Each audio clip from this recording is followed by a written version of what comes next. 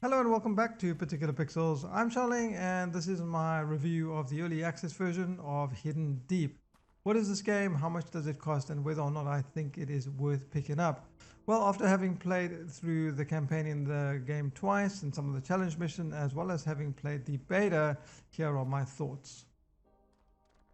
So Hidden Deep is presented in a 2D perspective. I think the game looks actually pretty good for what it is. It manages to create a great atmosphere with its claustrophobic caves, creepy corridors, and the various enemies scattered throughout. The animations themselves are actually pretty good as well, and the physics do add impact to the overall experience, both the combat and the exploration, and the many deaths you'll have from falling down for various reasons. There are occasional music tracks that play as well, but most of the time it's going to be ambient tracks that play in order to add to the immersion. Needless to say though, the game doesn't require a high-end PC to fully enjoy. And according to the Steam description, the game's inspired by Aliens, The Thing, and Half-Life. And you get to explore a huge sub-oceanic mining and research facility, and I think they've done a phenomenal job with that. It's very interesting to explore. I'm always curious to see what lies around the next corner, and I really enjoy the exploration part of the game. The current early access release of the game has 9 levels, along with a co-op mission and some challenge modes. And the way it works is you have a number of spawns on each level, and once you've run out of those, you'll have to restart the level. Each campaign mission has a number of objectives, from rescuing engineers or finding certain items, locations, or some other things. I don't want to spoil too much. And most of these will require you exploring the map in order to turn on power or find cranks or keys or something else in order to access another part of the level so that you can progress through the stage. The stages in the campaign are essentially separate scenarios, so there's no progression between one to the other. You don't carry your ammo across or anything like that, which is unfortunate. I would have liked to have seen something like that. But perhaps they will add more of that. But as it stands at the moment, each mission is basically a separate scenario that you play through in a certain order. Also, depending on the level that you play, you'll be controlling between 1 to 4 characters that you can cycle between. There are 2 classes at the moment: an engineer who can operate cranes, vehicles, and a remote control lift, and a soldier who has a grappling hook, access to assault rifles, and a rope, and a few other things, including a drone that can sort of map out the cave, much like what's seen in the movie Prometheus. But it also has some other functionality like hitting switches and shocking enemies and that type of thing. So on some of the levels, you are going to need to coordinate your efforts between your engineers and your soldiers in order to move your people around the map to get to where you need to go. The combat is actually very enjoyable, as is the exploration, as I said earlier. The overall gameplay loop as a whole, I think, is really good. I just found myself wanting to explore more and to play more. And I enjoyed this version as much as I did the beta the first time around, except there was a little bit more content in this particular version. And while the game is not particularly difficult on the hardest mode, it still is a lot of fun. However, the controls will take some getting used to. They can be a little bit janky and unwieldy at times, especially with the aiming. But it takes maybe an hour, you get used to it, and then you are merrily on your way. As far as game length goes, you're probably looking between 4 to 6 hours worth of campaign, depending on your playstyle. In addition to the campaign, there are 3 challenge modes available as well, but honestly, they aren't particularly interesting in my opinion, at least the ones that are currently present in the game.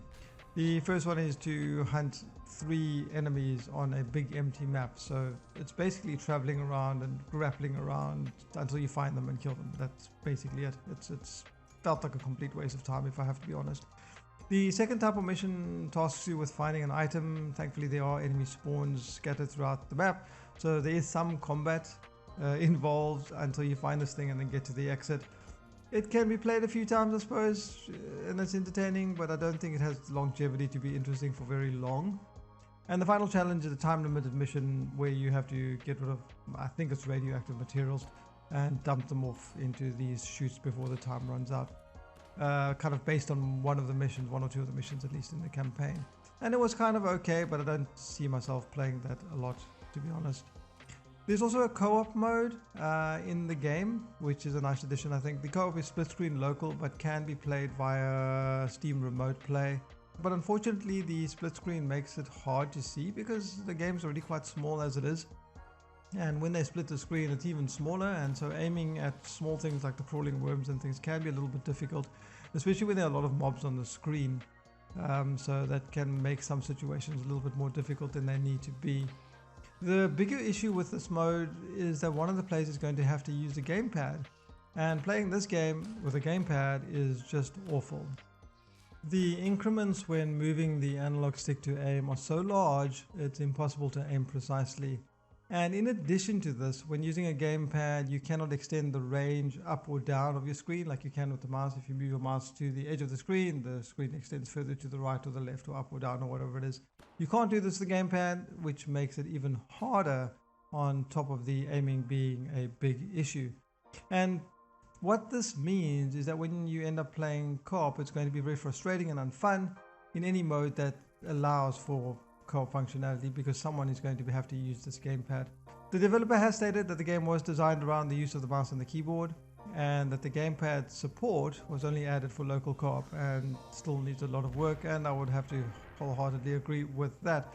Hopefully it can be sorted out. Hopefully they find a solution to make it more feasible to use the gamepad to play this particular game, which will make co-op more enjoyable or even possible. So yeah, if you are hoping to pick this game up and play co-op with a friend, I really would hold off until these issues are sorted out with future updates. All in all though, I think that the gameplay loop for Hidden Deep is really enjoyable. The exploration is exciting and tense and scary in some ways, and the combat is enjoyable once you get used to the controls as well. But there are a number of issues that I want to talk about as well.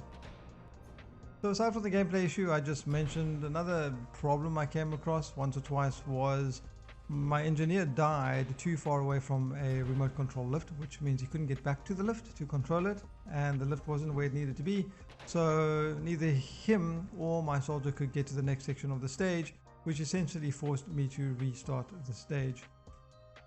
There was also another section earlier in the game where you have to use a drone to hit a switch, and if you've run out of drones you will be stuck, which means you'll have to restart the stage again. Now this didn't happen to me, but this could potentially happen to someone, because you don't know that you need the drone for this particular section. So while these aren't serious issues, they can be a little bit annoying, especially if you spend 15-20 minutes on the stage. I had another issue where my soldier got stuck and he couldn't move, so I had to suicide him or shoot him with my engineer in my case, so that he could respawn. I had one crash, but outside of that there weren't any really game-breaking bugs that I came across. I suppose my bigger issue with this game is the content versus the price debate. I don't think there's enough content to warrant the €20 asking price. The replayability in this game is going to come, I would say, entirely from the campaign, because as it stands at the moment, I think, at least in my opinion, that the challenge missions are very bland and uninspired, and I don't see that they'll hold interest for very long. So for me at least, I think the replayability comes from the campaign, but you can't really play through that more than twice, maybe 3 times I suppose. You play it on normal, you play it on hard, and once you've seen that, you've seen it. There aren't any more surprises, the enemies aren't dynamically spawned, they are always in the same places. There'll be some more if you play on harder mode, and you'll have less spawns or no spawns depending on which difficulty you're playing on. But it doesn't change up the campaign that much, and like I said, once you've been through all the 9 missions, that's it. And that'll take you 4 to 6 hours depending, with really no incentive to go back and play again. There's no persistent progression between the levels, so each level, as I said earlier in the video, is its own scenario, so it's not as cohesive, and as far as exploring goes, because of this reason that nothing carries over from one stage to the next, there's no reason to explore every nook and cranny, even if there were places to find extra stash or new or more ammo or more rope or whatever it was, but that's not currently present in the game. So yeah, look, I mean, the developer has said that the game will be coming out of early access in the next 6 to 8 months, but I can't base a recommendation on what might be coming later or what potential the game could have. I have to kind of look at what the game currently is and what they're currently asking for it. And so in conclusion, I would say that despite the game being good, because I've thoroughly enjoyed it, it's certainly overpriced for what you get. And I think that if you do plan on picking it up, you should probably wait for a special or a sale, or wait for more content to drop or more levels to drop before you grab it. But I think that pretty much wraps up my thoughts. If you guys have any questions or comments, you can just let me know in the comment section below. I hope you guys enjoyed the video. Hopefully some of you found it helpful. Thanks for watching. I'm Xiaoling, and I'll see you guys next time.